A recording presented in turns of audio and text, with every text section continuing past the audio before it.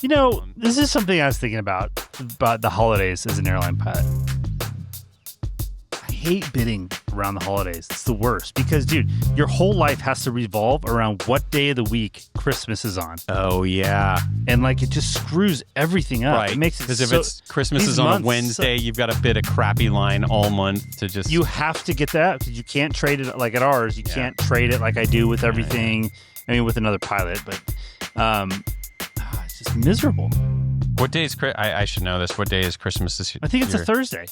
Because and I prefer to work Wednesday, Thursday, Friday. So Thanksgiving's obviously on a Thursday, and then Christmas is on a Thursday. So it just screws everything up. Sex, seniority, and salary in that order. Back on. You're on 121.5, the emergency frequency. It's a show by professional pilots for professional pilots. I looked back at them and I said, I don't think we're at the right airport. And they go, I don't think we are either.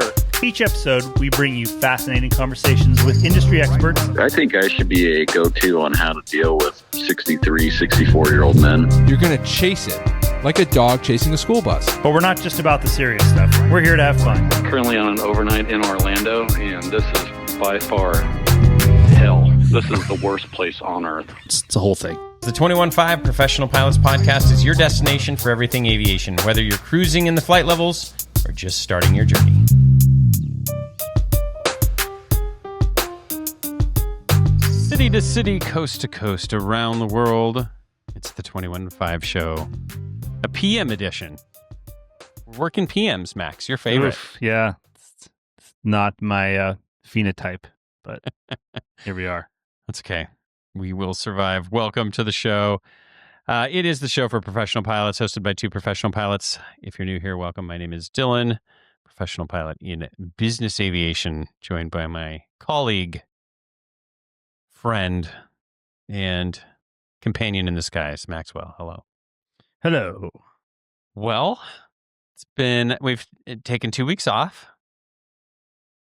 It's the holiday season, baby. It's the holiday season. I want to shout out to a listener who wrote in and was like, "Hey, are you guys doing okay?" I know. He was concerned. I saw that. I was like, we haven't seen a show in a while. And I was like, you know what? I appreciate that. Makes me feel nice to know someone they missed cares us. about us. They missed us. Yeah. They were worried. Or at least one like, person missed us. Yeah. Like, oh, man. They were just... Maybe they thought I was flying the 150 again out in Prescott. Yeah, people were really worried about you. It's like, okay. It's I love it. Well, we're back. Thank you. I've got a couple more podcasts for you for the end of the year. If you're new, if you're not familiar, I wouldn't say we burn the midnight oil over the holidays. We're busy actually flying over the holidays usually. Flying, we got family events, traveling, a lot ski going trips. on. There's all kinds of things going on. Have you been to a Christmas party yet, Max? Boy, did I. Okay. On Friday night, yeah. We went it was a banger. I love it. We do the I don't know if we're going to have a chance to do it. Do you do anything for two pilot operation? You don't really do a holiday, but do you do anything for the flight department of two? How do you handle that? No, of course not. Do you call one of the dinners on your next trip, like an event? No, because we're two men. We don't. There's no need. Worry about. There's usually some sort of gift exchange though. Oh, is there? Okay. Mm-hmm. Yeah, it's kind of curious. It's always was kind of an interesting thing when it's just a couple pilots, like a small department. How do you celebrate that? How do you bring it in? Just a couple pirates, you know? Yeah. I've been doing, with the guy that I fly with, I've awarded him the Pilot of the Year award for our company in the last couple of years. So I've enjoyed monogramming a beer glass or something. But I kind of dropped the ball on that this year. I'm sorry. I don't know if we'll be giving out a Pilot of the Year award. No celebration needed. There's plenty of celebration going around. Everything's fine. We're good. My favorite award to give out is the Most Improved award because that's kind of like a backhanded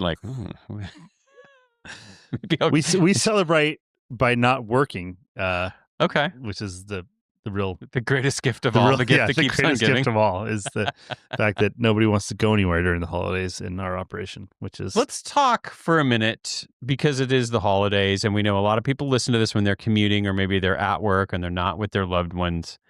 Tell me about your most miserable Christmas or Thanksgiving on the road as a pilot.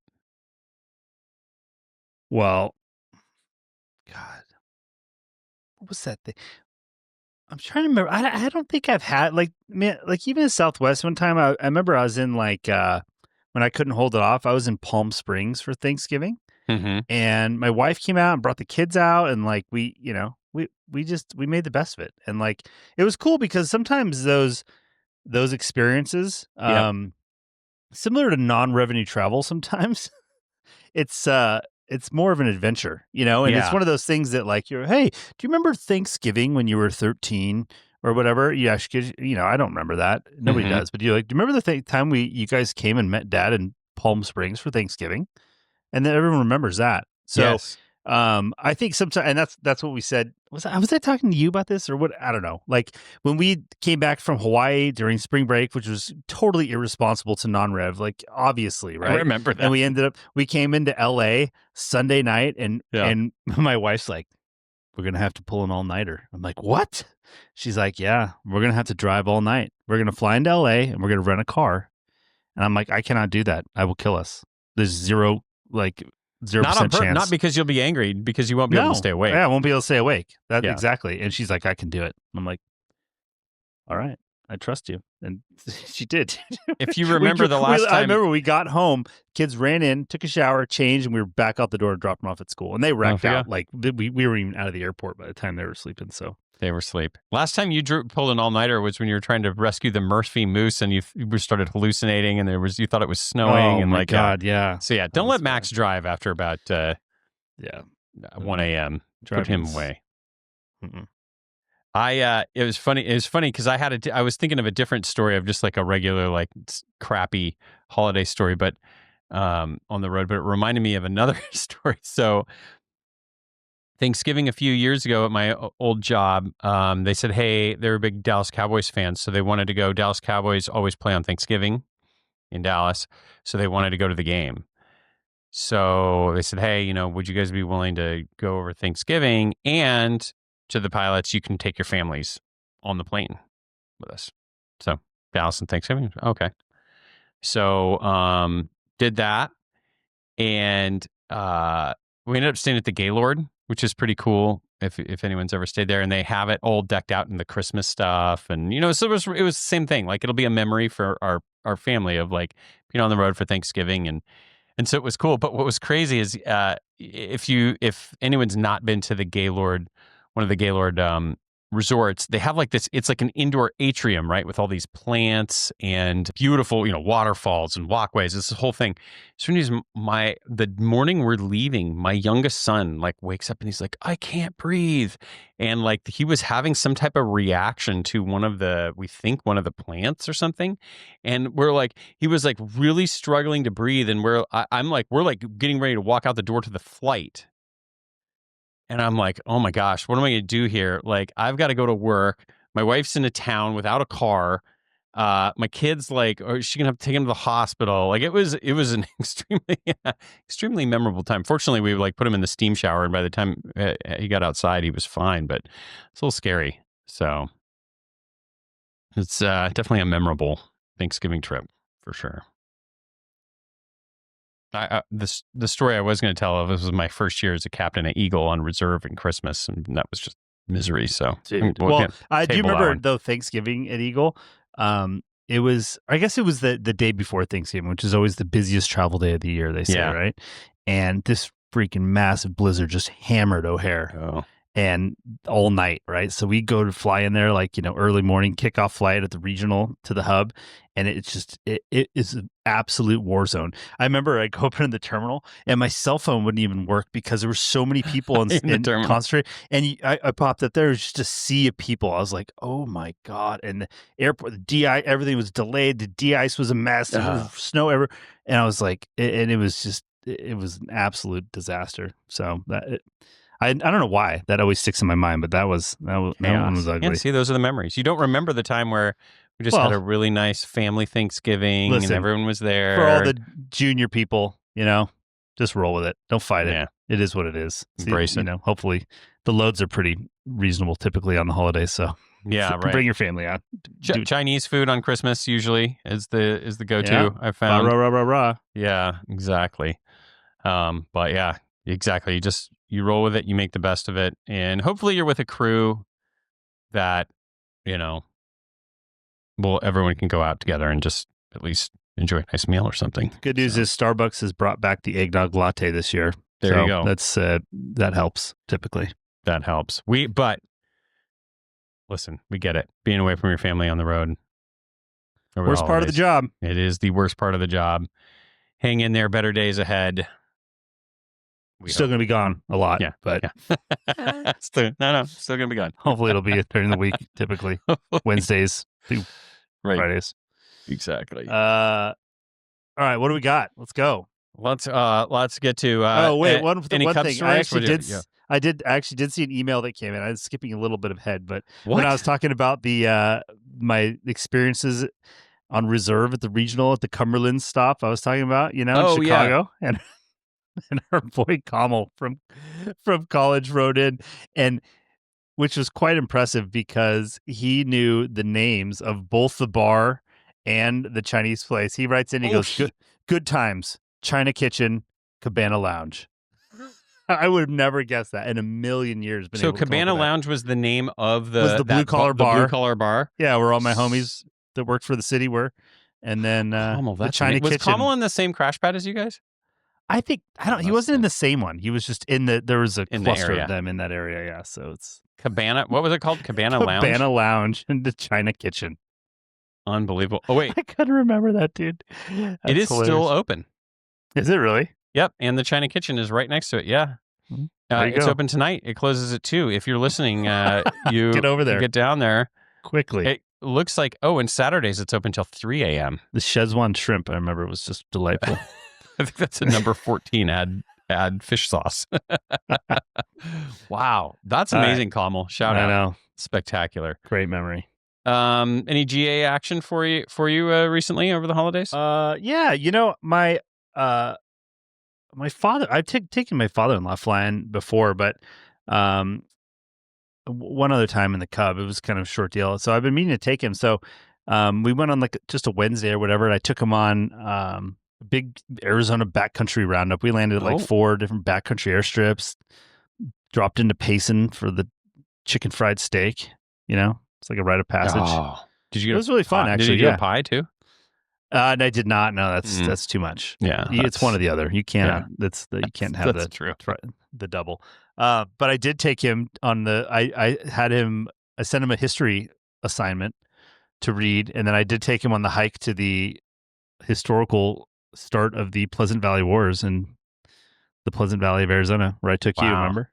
Yeah, well, if our listeners can scroll back, the Khaleesi made an entire little video of that history talk, so everybody can go and enjoy that. Wow, that must have been amazing. Yeah, and there was a signed reading. You never know what you're going to get, but it was fun. It was a great, beautiful day. It was fun. Well, it did snow a little bit, but that's fine. But no problem. I did have to activate the pitot heat, I must say. But wow, okay, for safety purposes. We did a road trip for the holidays. No general aviation, but I did run into a little interesting aviation thing. I don't know how many of our listeners have been down into the Sierra Vista area, which is down on the southern border, kind of by Nogales, in southern Arizona. But Sierra Vista has one of those. It's not a blimp, but it's like a big tethered balloon, with the radar that Customs and Border Patrol uses. So it just hangs up there. It's like 12,000 feet, I think. I think it's 15, 12, somewhere up there. Yeah, somewhere around there. And it's crazy because it's just visible from like anywhere within 50 miles of Arizona or of Sierra Vista. And so we were looking at it, and then of course I started doing some reading for my son Gavin and I, who are really interested in that kind of stuff. Turns out that tethered balloon broke loose in May and crashed into a neighborhood in Sierra Vista. With 15,000 feet of cable? Yeah, I was just like, that must be chaos. So you got to wonder what it's like be living with this thing constantly in the air, like this eye in the sky. And then to add insult to injury, the thing just like comes loose and then crashes into a neighborhood once every few years. If anyone from Sierra Vista listens, let me know. Like, what do the locals think about that? It's kind of interesting. But I'll be holding my breath for someone writing on that one. Big Sierra Vista contingent. I actually had a bunch of stickers. I was ready to meet listeners down at the airport, but it didn't No one, happen. huh? Didn't happen. No. Imagine that. No. But yeah. I think that's about it. Oh, my one other. So we flew out of Vegas today, Sunday afternoon out of Las Vegas is always exciting. This one did not disappoint. Just taxi fiasco left and right. So we're pulling out of the FBO and I'm turning right to go towards the runway. And then at the last second, the controller goes, actually, can you make a left instead?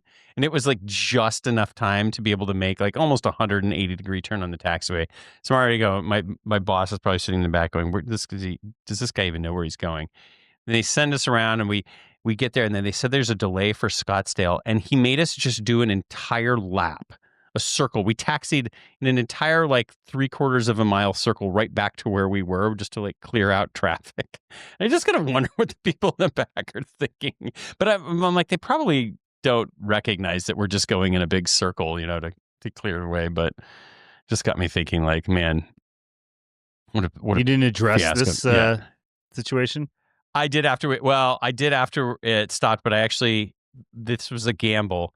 They said, shut your engines down because it's going to be about 40 minutes. And I was like, you know what? I think they're going to not. I think it's going to be sooner. So I set the parking brake and I'm like, I'm going to give it 5 minutes before I shut down. Sure enough, 4 minutes in. Actually, now there's a slot open right away. How quickly can you get your engine started? Way ahead of you, bro. Yeah. I was like, oh, we're ready now. That's awesome. It's Look always at a you. gamble Look with at those. you. Yeah, I know. It's one of those. So but experienced. You're such an old, salty dog now. you could just feel it. You just felt that there was a slot going to open up for you. Feel the bullshit. Just like sometimes you just know. You just know. So that was a small win for us. The delay wasn't great, but not having to do another start was huge. Another hot lap. Not another start. Hot, exactly. Another hot lap. Didn't have to motor the engines like those stupid Honeywell motors. Pain in the ass. No, didn't have to do that this time. All right. Any other tales from the road here? Any other musings? No musings right now. Yes, late night. We got to get to it. Let's get to the point. Yeah, it's the what do you guys call it at Southwest? I think at Eagle it was called like the MOT, which was like the last possible minute you could take off before you time out. What do we call it? Is that all like on the release somewhere? Yeah, where it's well, like, it sends a thing in 8 cars and stuff. Like if you're not wheels up by this time, it gives you I felt like that was what it was like tonight. If I don't push the record button by like 17, it's gonna expire. It's Dude, I've had a day. I've been, you know me, not one to relax. Not one to relax and unwind. Well, you can relax and unwind with some emails, reviews. I know. I need to go to work. Yeah, we got to get to it. I relax. All right. Let's jump right into the reviews. We love hearing from our listeners. If you shoot us a review on Apple Podcasts or Spotify or wherever you get your reviews, we will gladly send you a sticker. It can be a positive or a negative review. We don't care. Just love to get your feedback. Then just shoot us an email, info@215podcast.com, and with your mailing address, and we'll shoot you some stickers. On to the reviews. Max, you want to read the first one? Sure. Great podcast that really helped my career. I was introduced to this podcast by a classmate in my ATP CTP course around a year ago, and it really helped motivate me to take control of my aviation career. Dylan and Max keep things engaging and provide great information. Their discussion about how aviation is one of the few careers where you can still get a job by putting on a suit and taking resumes to companies around the airport motivated me to do just that, which landed me my current Part 135 job, while my online applications didn't even make it to the interview. One of their episodes with James from Raven Careers motivated me to start working on my master's degree, and while I hate every second of it, it's going to pay dividends in the future. Keep up the great work. That's from Turboprop89. All right. The Masters. I like it. Next review. Oh, this is a 1-star max. Going in the opposite direction here. It says, used to be good. And it's from Concerned Pilot. It says, used to be a great podcast, but now they have turned into some MAGA brainwashed cult. Subtle bold. comments about it, but you can tell. Also calling Grok a good AI model when Musk has publicly said he is changing it to agree with his agenda, and the MAGA agenda is crazy. Brainwashed cult. That's it. But the basis is subtle comments. Yes. Subtly Dude, brainwashed. This is the problem. And listen, I'm all for constructive criticism. Send us in crappy reviews. Call us out when we need to be called out. Absolutely. We will read it. We will take it to heart. But this is neither constructive nor helpful. But, it's late. I'm ready for bed. Now you get me all worked up. But it's not about the politics, dude. Like this is an aviation podcast. We talk about pilot shit here. Not politics. There's no place for it here. But so the problem is, I had no problem with other people's beliefs, but the fact that like you can't have tolerance of people that don't think the same way you do. That's a big problem in this country, and this personifies that. Like, it's just, you can't have intolerance for people to say other opinions like that. That's freedom of speech. That's what the country's built on. And if you say a MAGA brainwash call, that's Make America Great. Don't we all want America to be great? Like, that's the funny thing that I think gets thrown around. It's like, I get it represents something different, but it's like, yeah, the thing is about it is that we're all Americans, dude. And like, there has to be discussion. There has to be difference of opinions. You can't just call people out and now our podcast sucks because we made some sort of subtle comment somewhere that he didn't agree with. And now the whole thing sucks now. Like, this is so dumb. And like, the thing from an aviation perspective is if you can't spend a lot of time with people you don't really know that may not have the same opinions as you, you're going to have a really, really long, challenging career. Because I sit next to people all the time in a cockpit that's not very big for, 8+ hours a day that don't believe the same things I do. And like, my first thing is always to like, I'm interested. I'm like, okay, I don't agree with that, but I'd be interested to see why you think that. Like, that's the problem. Like, have some curiosity, dude. Like, I don't know. It's bad. And as far as like Elon, the reason I switched to AI or Grok was like completely the opposite, because there was a study done by this Center for AI Safety, right? Right. And they tested all the AI models. This is what I was basing the decision on. I mentioned it before, but they did valuations of lives across races and nationalities. And Grok 4 was the only one that rated human beings equally across all of races and nationalities, which I think is a good thing. Like, I don't know how I feel like that's hard to argue with, but I don't know. Maybe it's not. But I felt like, and what Elon Musk has publicly said, I've missed the part where he said he's changing it to agree with his agenda. But what he has said is it's supposed to be maximally truth-seeking. Yeah. Like, that's the whole point. He was for regulating AI, and he realized that wasn't going to work because everybody just wanted to win. So that's why he started XAI. And he's doing what he thinks is the most responsible AI. That's why I use Grok. Like, feel free to disagree. That's fine. Write in, whatever. But it's just like this attitude. When people do this stuff, it's like, I feel like it's un-American, because the problem is, like, we're all supposed to be on the same team. You know who loves this stuff and loves these polarizing views and people hating each other's for having different opinions? China loves it. Russia loves it. North Korea, they can't get enough of it. That's why they create all the bots to do this, dude, on X and everywhere else. This could be a North Korean comment. You're right. It could. See, now it's got me all spooled up. Exactly what they want. They're winning. Yeah. These, Jong-un. He's a pilot, right? Know. I've seen pictures of him flying a plane. Yeah. Just like Putin is on the Tu-160. Yeah. But I don't know, dude. What do you think? Like, am I off base? Like, No, I mean, I think it's hard. I'll tell you,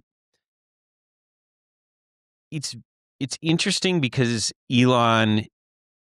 The take I came from it is Elon is such a polarizing character at this point. And I've been following what he's been doing for a long time, electric vehicles, everything. And there was a blog that I used to read that was follow Tesla and their developments. And they disagreed with his politics, Elon's, as things changed. And it went to a very negative place.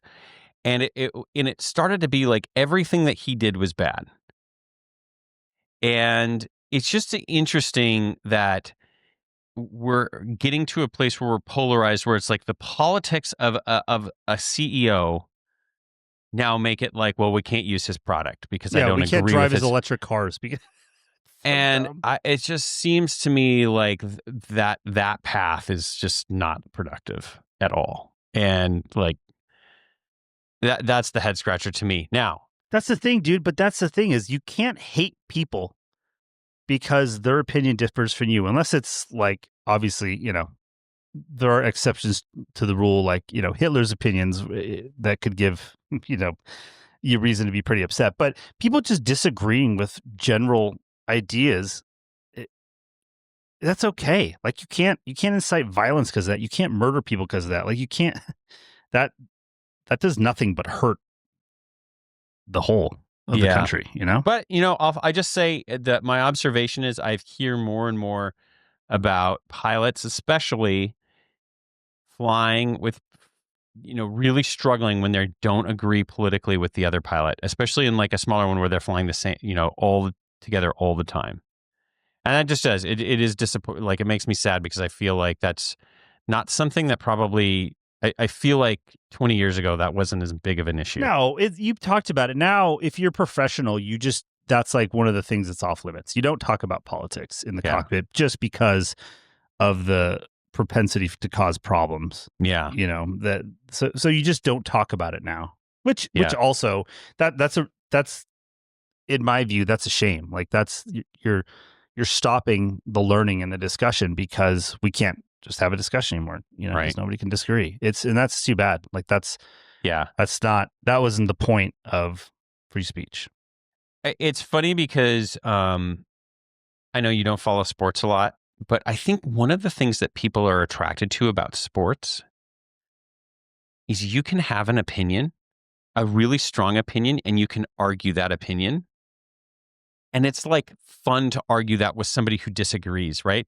I'm flying with a guy. He's a Bears fan. I'm a Packers fan. And we're going to give each other shit. And I'm going to argue why my team's better, back and forth. And that's like the last socially acceptable thing you can argue about. You know what I mean? In a way, not argue, but like debate, right? Yeah. And you can just like walk away from him and be like, all right, whatever. That guy thinks that Aaron Rodgers is the best quarterback ever. And I don't, or Brett Favre, or whatever. And That's it's like good this point. It's like this last bastion of debate. And I remember like, you could go on a rant about it, and the other person would listen, and maybe you'd agree, maybe you wouldn't. So it's too bad that politics isn't more like that, where it's like it could be acceptable to go back and forth. But I guess that's the world we live in. So I'm sorry it's just too bad. Yeah, it's a shame.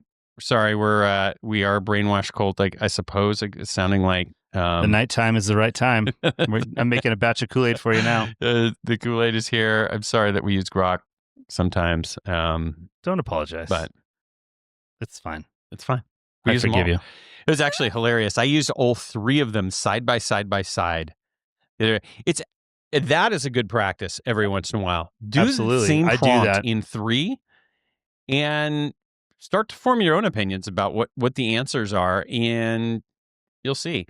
I hope it doesn't come to this thing where we are all like, oh, well, I watch CNN or I watch MSNBC or I can only get my news from Fox. You know what I mean? Where it's like you have to go to the place that's going to tell you what you want to hear. I hope that we don't have the same type of flavors of AI like that, but I'm guessing we probably will. I don't know. Enough said about that. Yeah, I think we've done that but one. Look, thank you for writing the review. Yeah, 1 star. absolutely. We'll read them. Absolutely read them. Thank you for sharing your opinion. Appreciate it. And we'll still send you stickers just shoot us your mailing address. And we'll be happy to do that.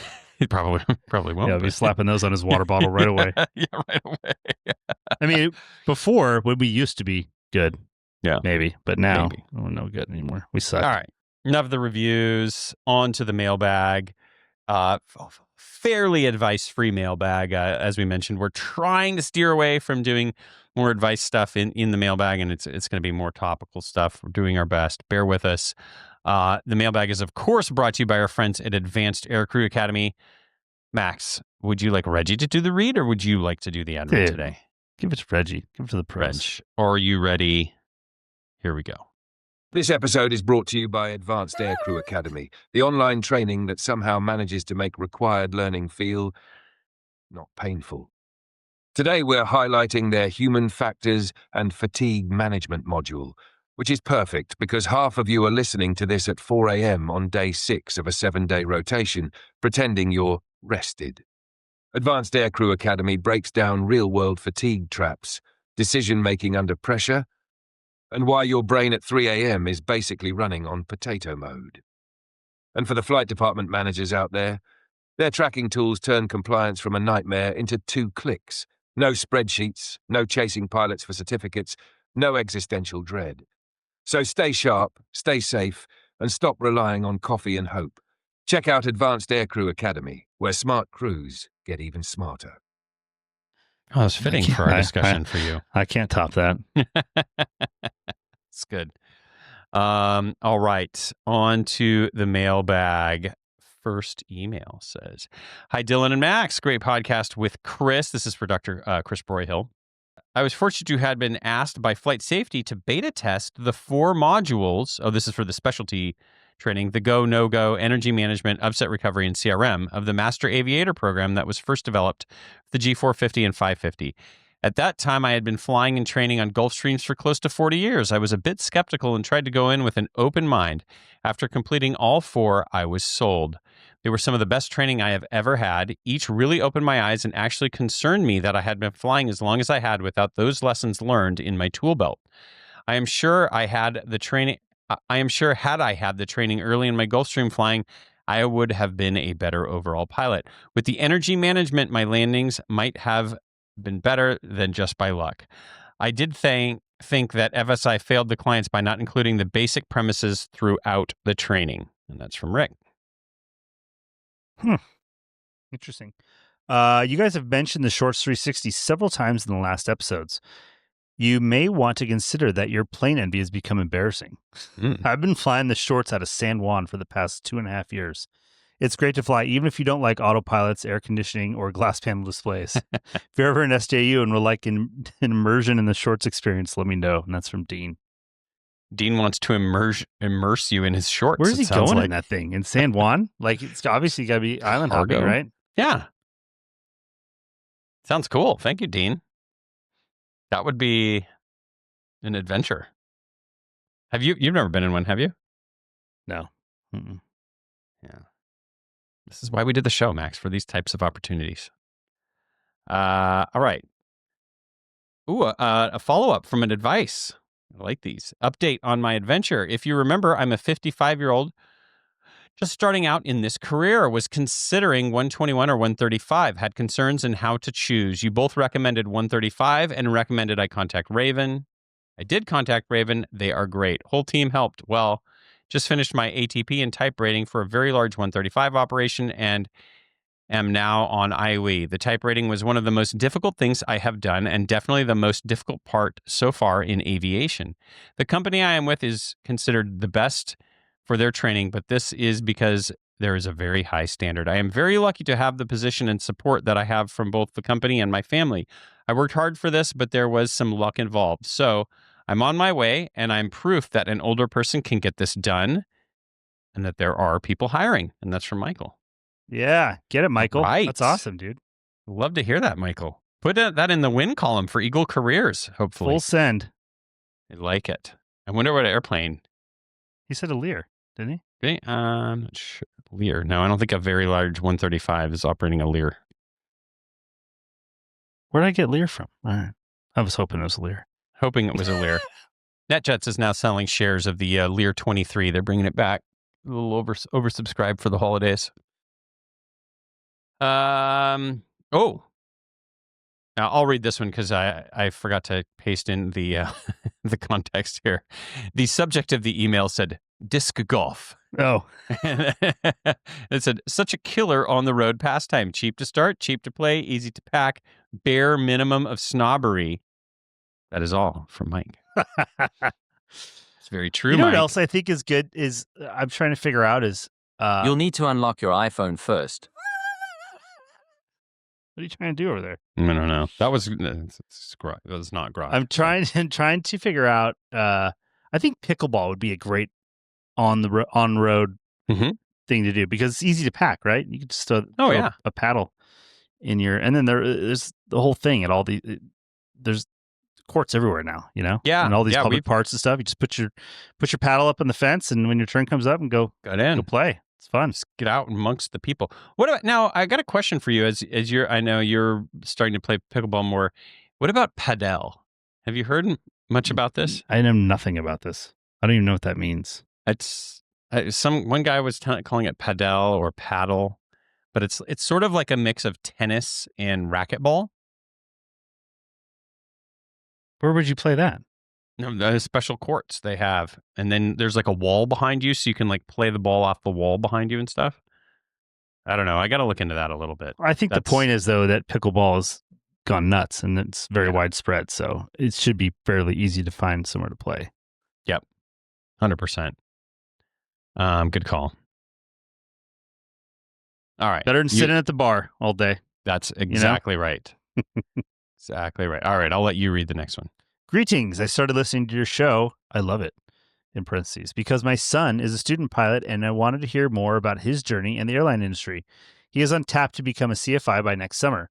I enjoy flying with him and interacting with the pilot community. I have been chewing on the idea of learning how to fly for fun/second career and wanted to ask your feedback. I'm 51 years old and I've worked as a peace officer for the past 22 years. I'd like to wrap up my law enforcement career in 3 to 5 years. I could see myself working as a CFI because I've always enjoyed teaching others, but I wanted to get your thoughts on what other types of flying jobs make the most sense for someone in my age group who lives in the San Francisco Bay Area. Cheers. And that's from Rick. Rick, we should refer you to our boy Mike up here, who is 55. Yeah. We're just doing a little pilot Tinder here. We're going to get... But yeah, the barrier to entry is lower than it used to be. And you can go from zero to hero a lot quicker, I think, than you used to be able to, which opens up opportunity for people that are a little bit older than the typical budding aviator here. So there's, I don't know what there's a lot of opportunity in the San Francisco Bay Area. There's a lot of very cheap gas in that area, typically, so there's a lot of business aviation. I think Signature was $9 a gallon when I was there recently, but yeah, there's lots of opportunity to do all kinds of things. There's a lot of just training like there. We just read. Flight schools, and, yeah. So I would say, Rick, if you enjoy teaching, like the world always needs flight instructors. I mean, yes, right at this very minute, there's a kind of a overabundance of flight instructors, but once the industry starts turning again, they'll need people to teach. I would say go get some lessons when you have time. See if you enjoy it. Work your way through. Maybe go get your flight instructor and do that for a little bit and see where that takes you. One avenue that we always recommend to people, beyond CFI, if they're older, and this is the second career, is go specialize in like large piston or small turboprop airplanes that a lot of the younger folks don't fly as much because they're looking for the stepping stones to get them into the bigger jets. I think that's an awesome niche to be in. Because you can work with really cool, you can fly for really cool owners and do super cool trips. And to me, I think that would be a great spot to be hanging in there in the kind of the turboprop big piston market. But if you're a good teacher, we will always need CFIs that enjoy teaching. That's great. Because the problem, the ironic thing with CFIing in this industry is it's so stupid. We take the new people They get their license, and then we say, good, now teach the next person. Well, meanwhile, you're trying to, teach for as short amount of time as possible so that there's the next CFI with no experience that's got to teach the next guy, and then he leaves. And it's like, man, sure would be nice if we had somebody who'd been teaching for 20 years and would be much more efficient. Right. That's not the way this business works. So, all right. Next email, last email, says, hi, gentlemen.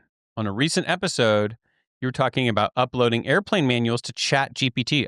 More AI stuff here. We could get in trouble, Max. Uploading airplane manuals to ChatGPT and then being frustrated with the results. I think the product you are looking for is Google's Notebook LM. The concept is the same, but it restricts answers to only the provided source material. No glue in your pizza sauce nonsense here. It also provides a reference for every answer. I have Notebook LM with a bunch of company manuals, op specs, and aircraft manuals, and it's very handy when a question has multiple answers coming from different sources or when you are not sure which reference contains the answer. I have yet to be presented with a hallucinated answer yet. That's from Alec. Okay. Notebook LM is pretty cool. I played around with it. What's crazy is you can make a podcast like with one click, like take a chapter out of a manual and push play. And it creates a real podcast between two people, and it's like a live conversation. It's insane. Which would be nice, Max, on these late night podcasts. I mean, if you could just do a little, we just upload the emails and boom, be all set. Then there'd be no need for us. Yeah. Alec, thank you for the recommendation. As always, be careful and make sure that whatever you're uploading into there, it's not violating any like privacy non-disclosure. I mean, isn't like 121 manuals? Don't they have like a security section with like a? Yeah, it's somewhere in there that I know. Like you can't just upload those to the internet, which AI would be like careful considered the internet. So you do have to be careful. Okay. All right, that's going to do it for the mailbag. Thanks to everyone who wrote in. info@215podcast.com is the email address if you'd like to be a part of the conversation. Love to hear your thoughts and feedback. Again, we're doing less advice in the mailbag, more in the flight advice segment. Max is underwater. His camera is focusing. It's getting tired too. It's good. It's good.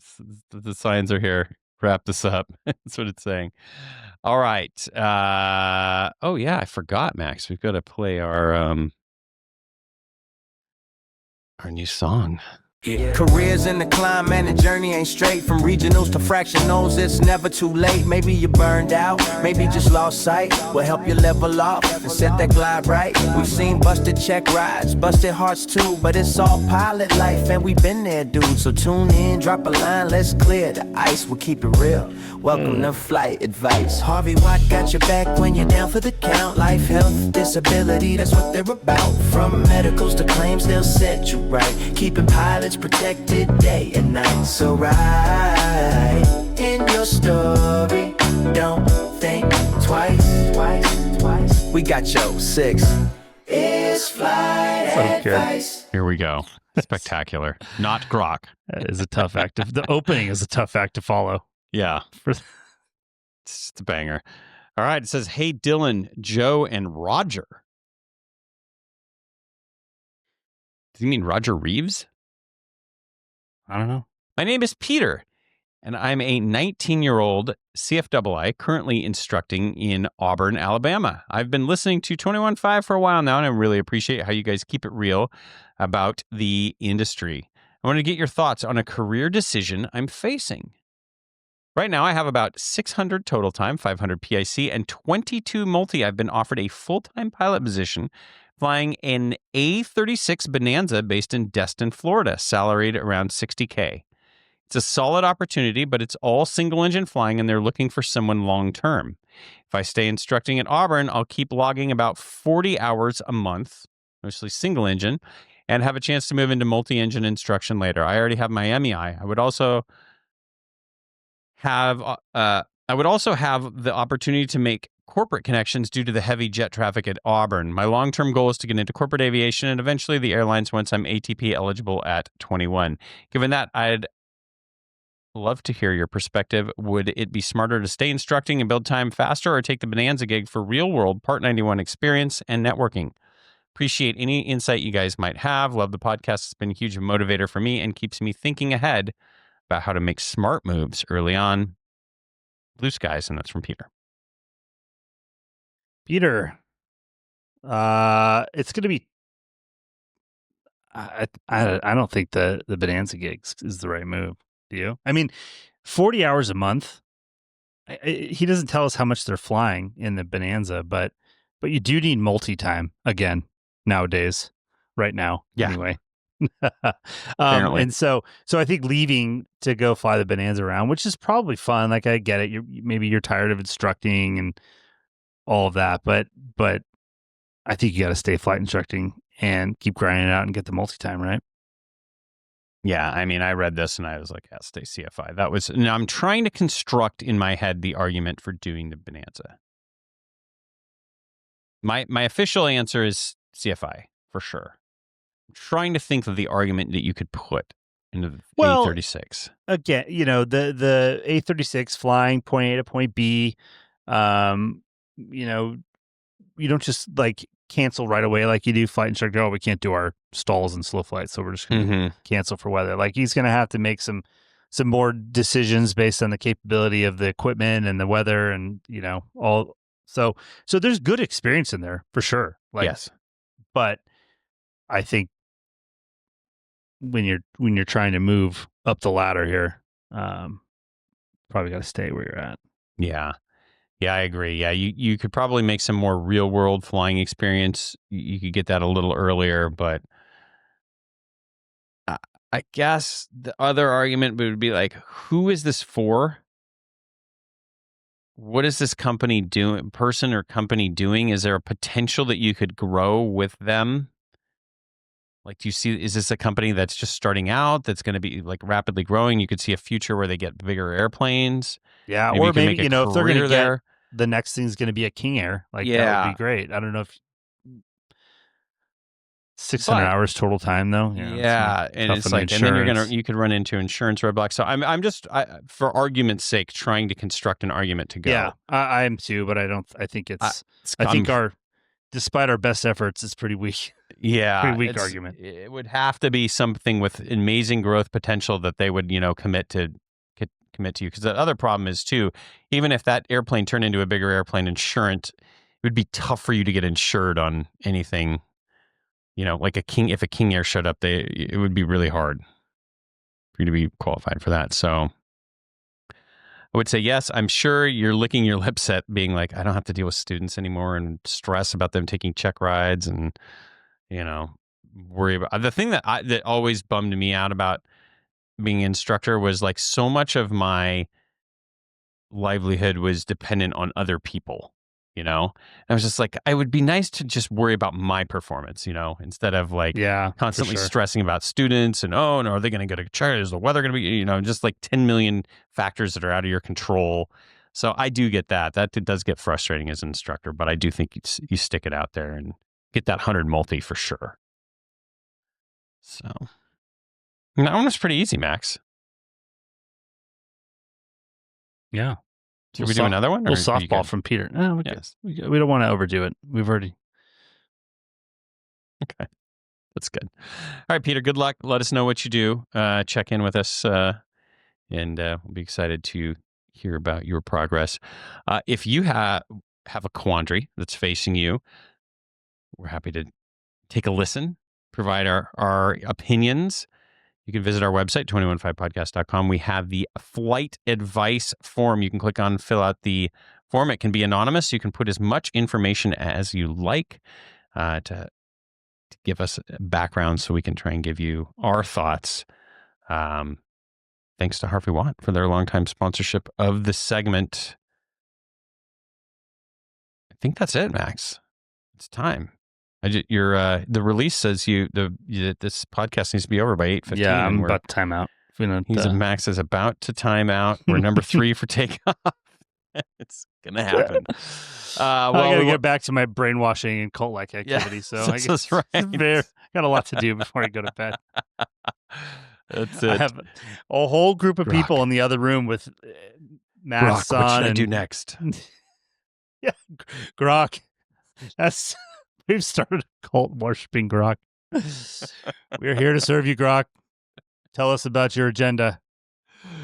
Oh my gosh, Grok. The unhinged roasting that Grok can provide. Well, they just came out. Elon just released the cult version, the cult mode. There's unhinged mode and sexy mode. Now it's Could plays be. some weird music, and we all be. has this AI. lineup. It's the devil. I don't know. Yeah. We got to switch to Notebook LM. I think that's the the lesson. All right. Well, thanks to everyone who participated in the show, left us a review, sent in an email, flight advice. Couldn't make this show possible without all of the listeners out there. Of course, we do want to give a heartfelt thank you to everyone who was on the road over the holidays. I know this is a busy time for us in the industry. Hopefully, we can help keep you company while you're commuting or sitting in that hotel in Cincinnati on Christmas Eve, or wherever you may be. This is something I was thinking about the holidays as an airline pilot. I hate bidding around the holidays. It's the worst because, dude, your whole life has to revolve around what day of the week Christmas is on. Oh, yeah. And it just screws everything up. Right. It makes it because if it's Christmas is on a Wednesday, you've got to bid a crappy line all month to just. You have to get that because you can't trade it like at ours. You can't trade it like I do with everything. Yeah. I mean, with another pilot, but it's just miserable. What day is I should know this. What day is Christmas this year? I think it's a Thursday. Because and I prefer to work Wednesday, Thursday, Friday. So Thanksgiving's obviously on a Thursday, and then Christmas is on a Thursday. So it just screws everything up. It's very, very troubling. So I'm glad. That's why you need PBS. No, because then after this, it's like you got President's Weekend, Martin Luther King weekend. Those are all weekends. And it goes to Monday too, which is perfect. They usually have that off anyway. But it's just these 2 months, real tough. The struggle is real. Did you get Christmas off? Yeah. Now I've got to switch all my other trips that are like Sunday, Monday, Tuesday, or whatever I got, or Monday, Tuesday, Wednesday, something like that. Now I'm trying to move everything around, which then ends up me working 2 trips really close together, which is very ungentlemanly. So, yeah, I mean that's it though. I know. It's just. Are you a Phoenix-based first officer? Would you like to pick up some trips during the week? Do you want the holidays off, but then you do the math at an extra 6.5 for almost every holiday, including Christmas Eve and Christmas and New Year's Eve and New Year's? That's an extra 24 trips for doing no extra work. Consult your contract. Can you put a price on spending time with your family on the holidays? Because the airlines have. The airlines have priced it in already. Do you enjoy eating Chinese food in Destin, Florida on December 25th with people that you don't know? Do you like pretending you're happy on Christmas morning while you go to work? Merry Christmas. Tell the air traffic controllers who are also stuck in the same cesspool you are. Merry Christmas. Gobble, gobble. Oh, man. Yeah. How much do you think, so you guys get paid time and a half? No, you just get an extra 6.5. Extra 6.5 trips. Yeah. So top of the scale captain that works Christmas. I mean, that's got to be multiple thousands of dollars, right? Yeah, dude. So, if you say, think about that though. Christmas Eve, Christmas, New Year's Eve, and New Year's. Okay, so let's say you did a 3-day trip over Christmas Eve, Christmas. My math was even wrong because it's actually 1326.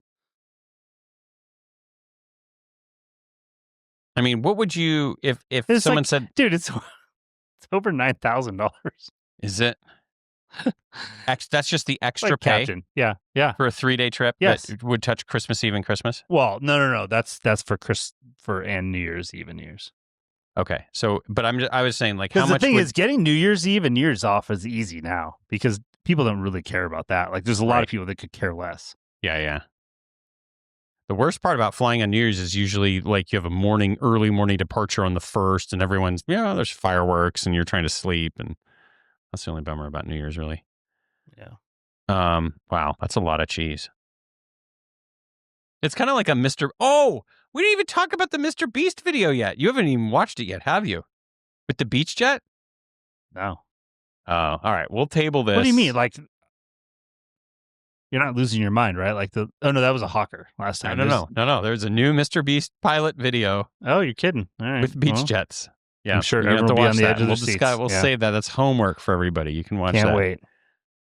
Incredible. All right. Now I think we're really done. All right. Let's see. All right. I got it. All right. Thanks to all of our sponsors, listeners, Harvey Watt, Tim Pope, Ferris Jet Sales, the Aircom Calculator, Advanced Air Crew Academy, James O'Neill, the whole crew. Couldn't do it without all of you guys.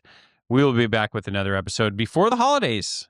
We've already recorded it, so I think it's actually going to happen. And then just a quick heads up for our listeners.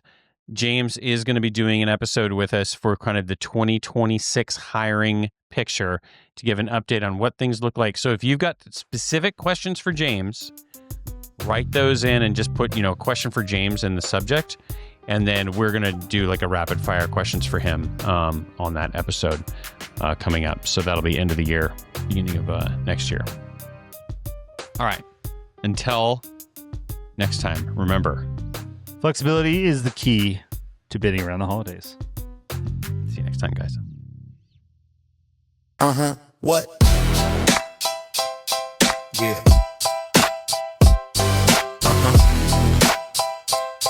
What? Yeah, PM edition, burning midnight oil. Holiday trips, hitting hard, crew life on the boil. Listeners checking in like y'all still alive. 2 weeks off and they worry we didn't survive.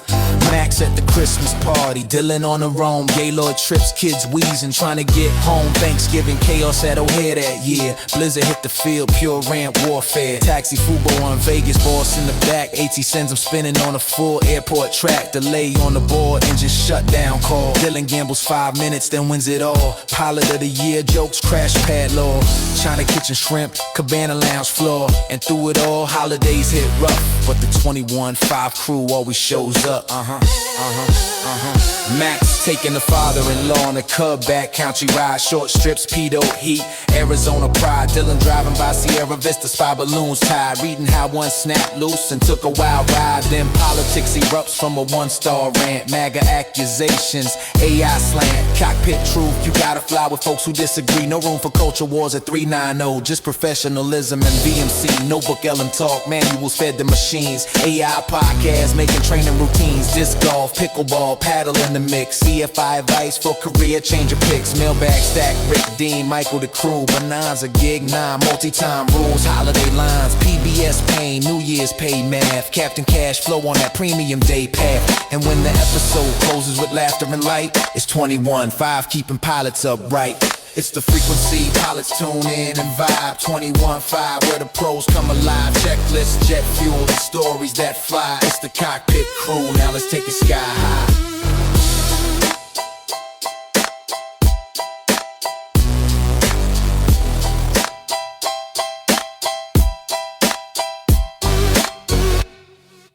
The statements made in this show are our own opinions and do not reflect, nor were they under any direction from any of our employers.